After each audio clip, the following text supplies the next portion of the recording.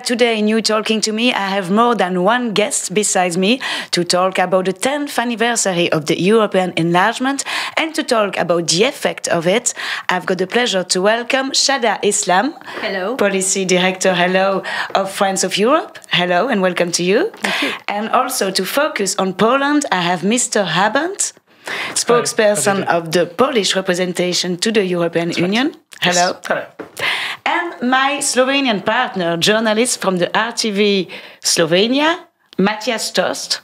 Hello. Hello, Matjaž, and welcome to you. So today, in 2004, so 10 years ago, the 10 countries joined the European Union. Before this day, the EU included 15 member states, then turned up to 25. This was the biggest expansion in EU history, bringing together Eastern, Central and Western Europe.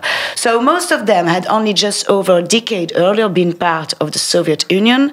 After 10 years, what has the EU bring to them?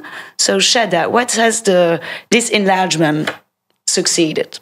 I would say the enlargement has succeeded overall. Three things. First of all, it's really helped to consolidate democracy in the Eastern European countries, who you said 10 years earlier were under the Soviet yoke. So really, this has been quite a dramatic improvement in the democratic structures of these countries. It's consolidated reform. It's actually speeded up reform, if you like, in these countries, economic reform. And I think it's given people a sense of belonging to a wider European family. So I think from those points of view, we can look back with satisfaction at this big bang enlargement. And this is the case for all those countries? No, clearly not. I mean, every country has its own individual characteristics, individual aspirations, individual structures. Some are facing more problems from the economic point of view and therefore tend to be slightly negative towards the European Union. Others have Eurosceptic parties. But overall, if you look at what the situation is today, especially when you look at Russian expansionism and how the EU actually provides, as I said, a shelter, a family to these countries, I think we should be satisfied overall. And economically speaking, Poland is a good example. Between 2007 and 2013, the country received 67 billion euros from the European Structural Fund, and they could, build roads and everything, representing around 2 to 3% of GDP every year. So do you think, Mr. Habant, so Poland has really benefits from the EU integration? Very much so, and we see those benefits on an everyday basis. Polish economy grew tremendously during this period, and over the last 6 years in the period of crisis by about 20%. We are trying to make sure that our European membership is put to the best possible use back home.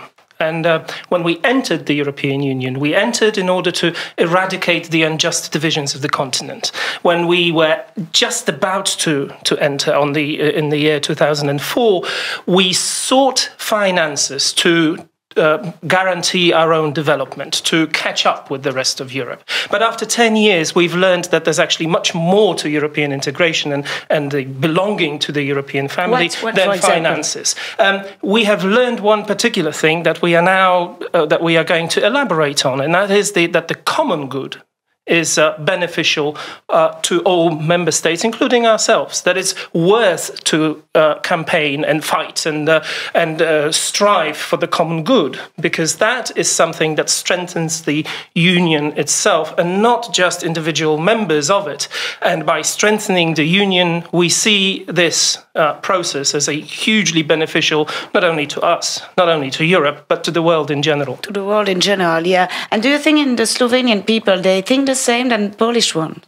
I think that the Slovenians take for granted the things that our Polish counterpart just said.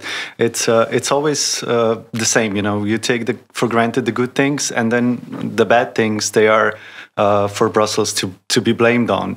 It's quite difficult to get this atmosphere or a conscience, a state of mind into people's minds that basically Slovenia is part of the EU, so therefore the EU institutions are also Slovenian institutions, and this is quite a discrepancy in public opinion. So I would say that I would agree with both of the speakers before me, but it's difficult for people to to see that their expectations, which were rather unrealistic, have not turned out to be true. And because we take things for granted, that's just the way it is. But we can call that a European dream. But actually, when we look at the public opinion, we can see many differences between those countries, how they behave towards the European Union. For example, in Poland, they're quite positive towards the European Union compared to the Czech Republic, who didn't really celebrate these days. So how can you explain that? What Arthur said is very important. Poland has visibly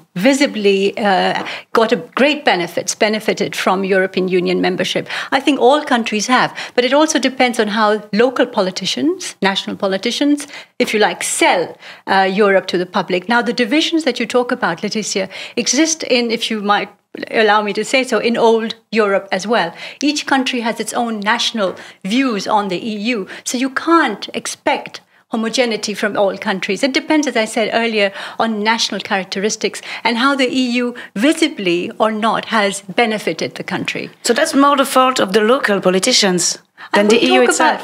I don't like the term fault. I don't think anyone's made mistakes. It's just the reality on the ground. It's the reality of the public discourse of these countries. And also the direction in which public opinion drifts is because of the media as well. And there, I think, also depends on how the newspapers are reporting, how close or not they feel to decision-making in Brussels, how active or not their ministers are. Now, Poland's ministers, not to mention just the foreign minister, has taken the lead in many areas. If other countries haven't done that, obviously they don't see themselves on the EU stage as directly and as visibly as others do. Like energy area in Poland, for example.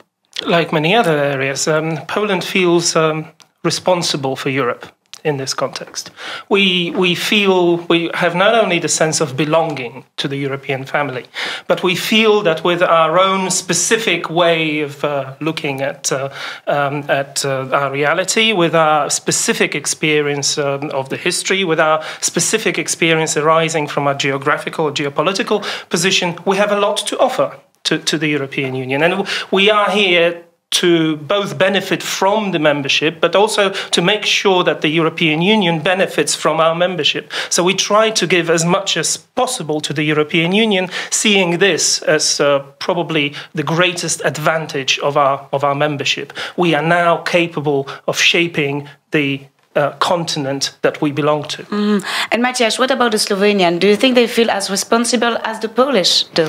I don't think we are that self-confident. I have a feeling that we don't really think we are influencing EU politics. Why do you think? It's because basically it's part to do with the crisis, in the past years, because during the last year, basically in 2013, we were on the verge of asking for a bailout. And at that time, all we got from Brussels were, recommendations, warnings, recommendations. And that doesn't sound too good with the people, who like to see, local politicians doing what basically the public wants. So basically give us some social safety, some more social Europe and stuff like that. And about job opportunities, we just have a son of a Polish girl from Opolska Radio Partner, so a Polish member from UNET. So they took the reaction of Magda, a Polish girl who is living in Italy, and you can listen to her and you can react afterwards because it's quite interesting. Now the Italians want to go to Poland and work here. Many Poles who emigrated 20 years ago want to come back. In Poland, it is now much easier to find a good job than in Italy.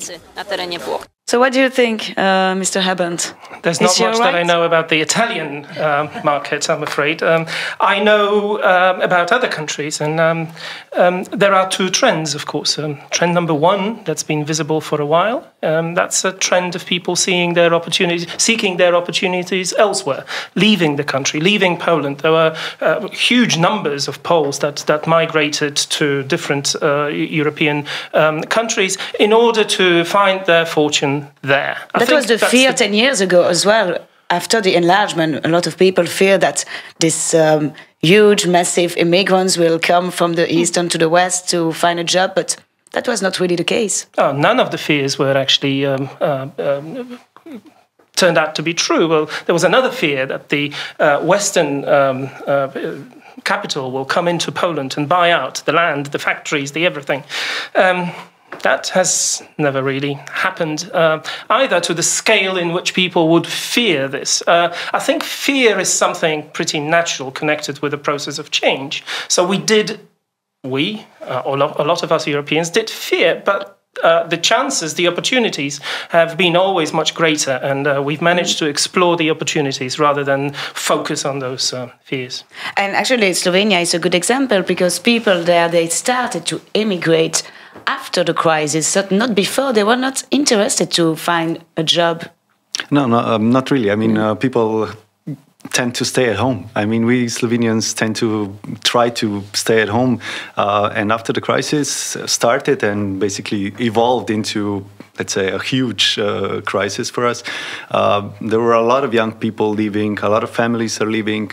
It's quite a difficult trend to stop. It's like in Ireland after the bailout that many people have left, try to seek jobs elsewhere, and are now being asked to come back to work in Ireland.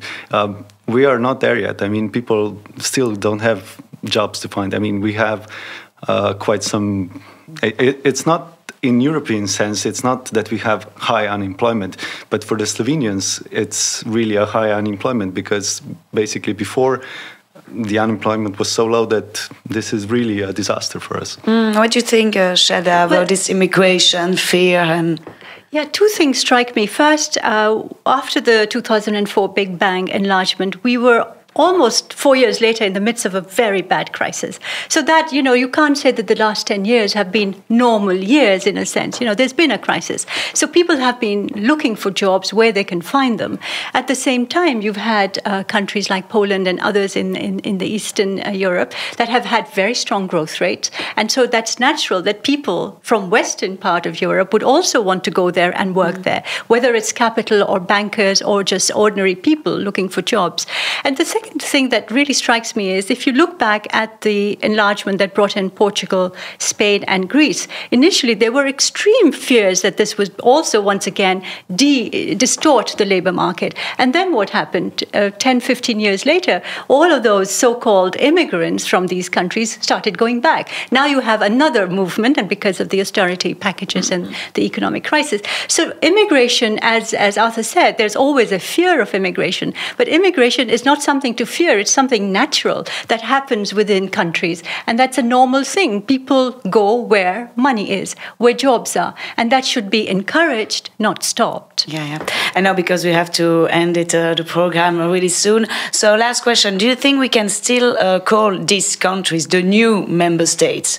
Or do we have to finish with that? That's the past. Mr. Habant? I saw a shop in one of the cities in Europe, and the shop was named New to You. That was a second-hand shop, but of course it was new to somebody else.